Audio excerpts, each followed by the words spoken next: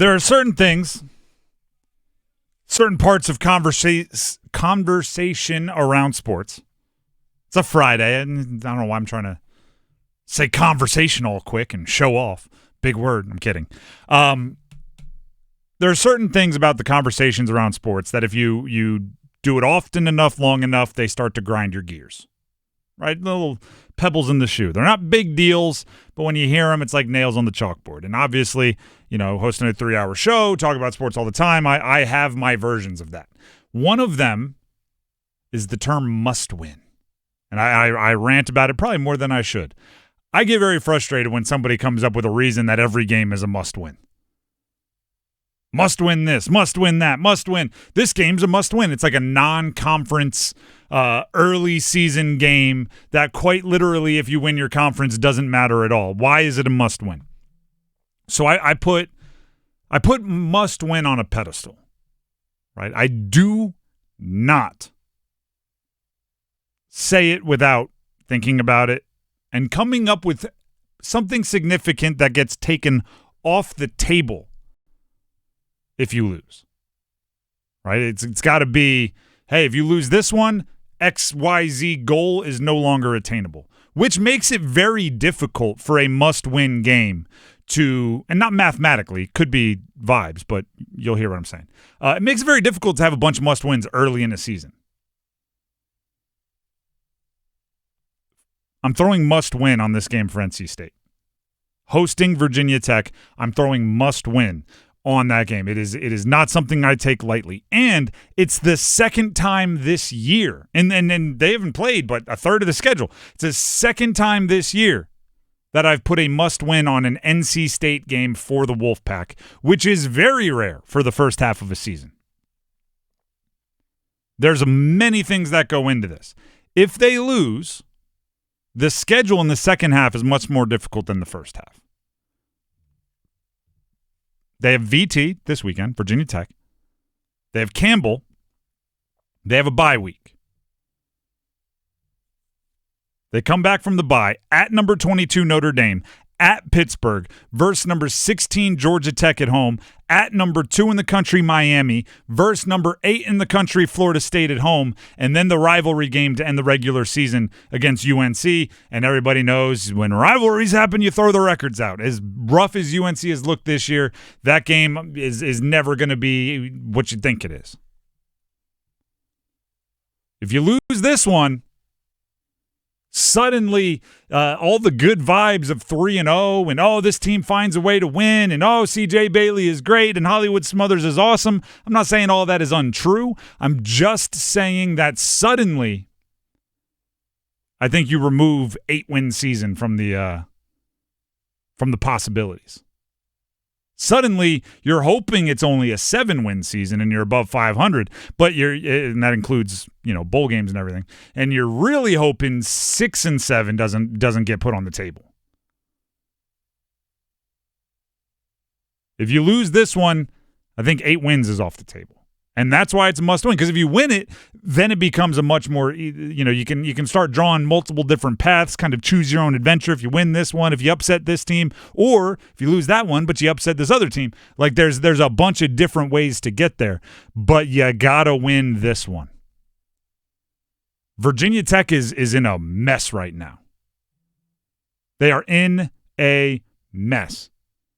I don't know if everybody pays attention to the drama that is 24/7 coverage of college sports right now.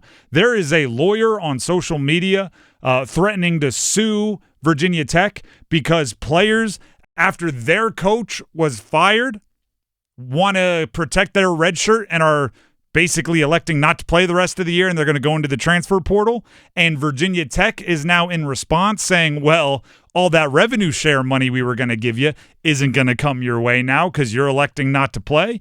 And the lawyer is threatening to sue on behalf of the players. And it's more complicated than that, but does it need to be more complicated than that for all of us to understand how ridiculous it is what's going on out there? Their kick returner, punt returner, and one of their leading wide receivers, all one person, hit the transfer portal this week. Guy that loves Virginia Tech, but by the way, is from North Carolina, so maybe transfer portal opportunities there. Why don't you come on home to a bunch of different schools in the area? It is a must-win. You can't let a team that is embroiled in turmoil upset you at home on a weekend like this. It's looking like rain all weekend. Can't let the great equalizer get to you. Which sometimes, like if Hollywood Smothers wasn't running it like he is, if the offensive line wasn't playing like it is, you might be a little bit concerned. But if it turns into the darn near typhoon, you should be able to run the ball and do all right. I don't know, and I joked about this on Pack Therapy, which is a podcast we do to cover state football. Myself, Mike Glennon, check it out everywhere podcasts can be found. But I joked that we won't get the hand size measurement on C.J. Bailey till he's at either the Senior Bowl or Combine in a couple years. But I assume he's like 6'7", right? He's probably got some paws on him. He should be okay as long as it's not a straight hurricane out there that throwing it, completing passes, and finding his wide receivers. So I'm not going to build in the pre-excuse of the weather as a reason why it's okay to lose. Or okay to struggle. Or okay to not complete passes or not be effective offensively. And then on the other side, your defense should use it as an opportunity. Virginia Tech's offense is not as accomplished. They don't run it as well. They don't throw it as well. Actually, they do run it kind of well, but that's mostly because they aren't effective passing the football and they just have to commit to it hard. Poke it out. Punch it out. Rip it. Do whatever you got to do to get the turnovers. Virginia Tech must-win game for NC State this weekend. And that's not something I take lightly. And then going back to what we were talking about yesterday, which is it's an opportunity for you to prove that you're improving.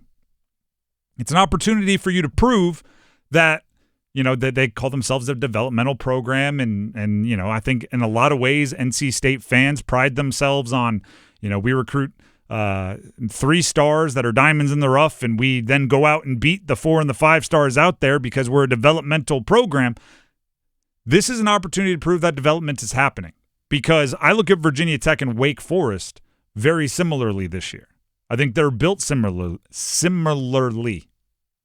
Talking on a Friday apparently is tough for me. Running quarterback, doesn't pass very well. A few dynamic players, but not really a fully dynamic offense. Coach that recently switched out. Virginia Tech with the interim. Wake Forest with Jake Dickert taking over in the offseason.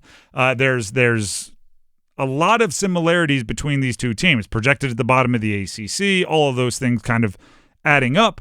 And while State won against Wake Forest, I think there were obvious points of improvement. Specifically with how you start, special teams, preventing big plays on defense, few things. Stop the run well, though. Stop the run, yes. Stop the run. I think some of the passing game stuff was maybe because they were selling out to stop the run, and one missed assignment on the back end leads to Chris Barnes on a long 75-yard not touchdown catch, but it led to a touchdown. I think they need to continue to do that. I think as tough as they made it for Robbie Ashford and Wake Forest, the running style quarterback, they need to make it tougher for Kyron Drones, the running style quarterback for Virginia Tech, and they can't let him connect on the few big plays in the passing game. What they did for Damon Claiborne, the running back for Wake Forest, is fantastic. Do that to the running game of Virginia Tech, and you'll be good. But that's kind of what I'm getting at. Do the things you did well, improve on the things you did poorly. Don't, take from one pocket and put it in the other. Don't, hey, we stopped the run well, so let's take 2 guys from the run support and go put it on pass coverage, and now all of a sudden you're getting run over. It's an opportunity for you to show that you are improving as the season goes along, which is really what I think fans cling to with State. And you've seen it a few times under Dave Doeren where early on, everybody is like, oh, goodness, this looks awful, which they haven't this year, but I'm talking years past. And then by the end, you're like, oh, look at that improvement. They closed on a 5-game, 5 out of 6, whatever it is. You still want to see that, and this is an opportunity to show that. Rain be darned. Turnovers from last week be darned, although I still want to see them protect the ball a little bit better than they did against Duke.